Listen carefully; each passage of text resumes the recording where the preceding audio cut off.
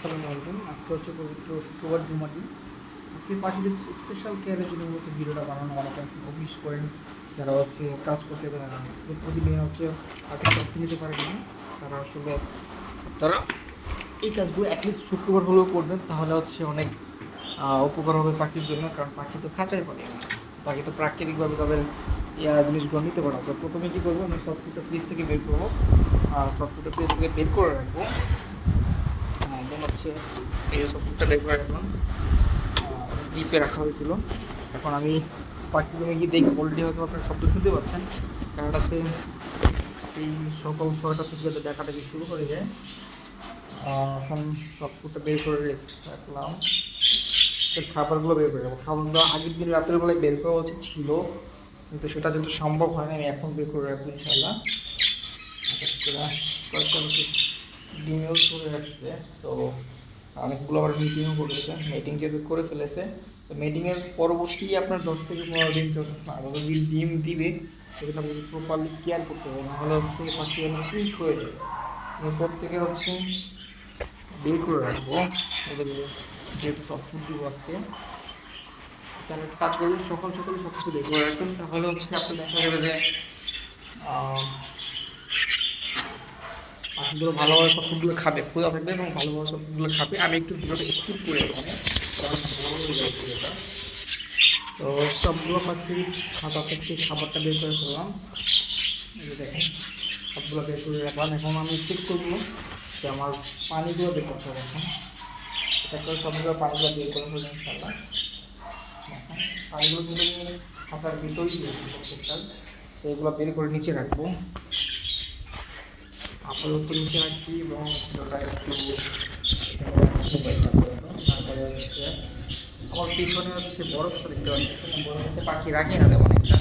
আর এই কাছগুলো আমি সহজে কিনবো না, বিকজ এগুলো তো প্রবলেম হয়, পাখি নিচে রাখা যায়। দেখেন একটু বুঝুন আপনাদেরকে, নিচের যে খাঁচাটা দেখতে পাচ্ছেন এটা একদমই অকেজো, আর এখানে আমি পাখির জীবনও ব্রিড করাতে পারবো না, কারণ পাখি নিচে সহজে ব্রিড করতেও চায় না।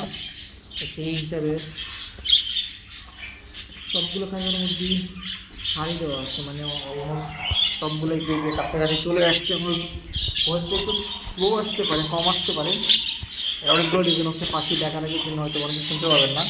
তো বেশি বেশি ক্লিয়ার করে বলি যে কেন আজকে ভিডিওটা করা হয়েছিল। সব জাপানিজের বাচ্চা বা জাপানিজ এবং অ্যাডাল্ট হচ্ছে এবং অ্যাডাল্ট ছাড়াও আছে। তো বারান্দায় আসলে একটু এখন কথা বলি আপনাদের সাথে। তো আপনারা যারা হচ্ছে পাখি পালন করেন, তো আপনারা অনেক আছেন অফিস আদালত করেন বা স্কুল কলেজ থাকে, আপনাদের প্রতিদিন কেয়ার করতে পারেন না।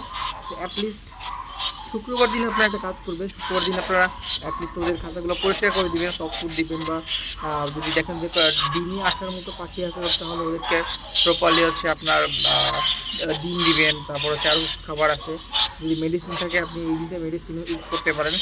এবং হচ্ছে প্রপারলি যদি কেয়ারটা না করেন তাহলে আপনার পাখি কখনোই ভালো রেজাল্ট দিবে না, এটা আপনারাও জানেন। সেই জন্য বললাম অ্যাটলিস্ট প্রতিদিন সময় না পেলেও একটা শুক্রবার একটা দিনে আপনারা ওদেরকে প্রপারলি কেয়ার দেবেন, যাতে হচ্ছে আপনার পাখিগুলো প্রপারলি আপনাকে ফিডব্যাক দিতে পারে এবং হচ্ছে ওরা যাতে সুস্থ থাকে। যদি আপনি ওদেরকে ঠিকভাবে কেয়ার না করেন, যেমন হচ্ছে ওরা খাঁচার ভিতর থাকে, ওরা যখন খাঁচার বাইরে থাকতো, যদি ওরা বন্য পরিবেশে থাকতো তাহলে ওরা ওদের মতো করে সব কিছু জোগাড় করে নিত। যেহেতু ওরা খাঁচার মধ্যে থাকে, আপনারই ওদেরকে কেয়ার করতে হবে। আশা করি বোঝাতে পারছি যে শুক্রবার দিনটা কেন ওদের জন্য গুরুত্বপূর্ণ। এখন ওদের সফট ফুড দিব, সফট ফুডের সাথে হচ্ছে আমি ইউজ করবো হচ্ছে সজনা পাতার গুঁড়া। এটা আমি যেদিন সফট ফুড ইউজ করি ওদিন কি অল্প করে দিই, বেশি করে দিলে আবার ওদের পেট খারাপ হয়ে যেতে পারে। আপনারা জানেন যে সজনা পাতা বেশি খেলে অনেক সময় পেটের সমস্যা হয়। সাথে দিব ডিম আর হচ্ছে সবজি টবজি কিছু থাকলে সেটা দিয়ে দেবেন ইনশাআল্লাহ। তো এই ছিল আজকে ভিডিওটা বোঝানোর জন্য মূলত। তো পরবর্তী ভিডিও আশা করি শুক্রবার দিনই পেয়ে যাবেন ইনশাআল্লাহ, শুক্রবার বিকেলের দিকে। আর যদি ভালো লাগে ভিডিও বা যদি কোনো পরামর্শ আপনাদের থাকে তাহলে অবশ্যই আমাকে কমেন্ট বক্সে দিয়ে দেবেন। ধন্যবাদ সবাইকে, আসসালামু আলাইকুম।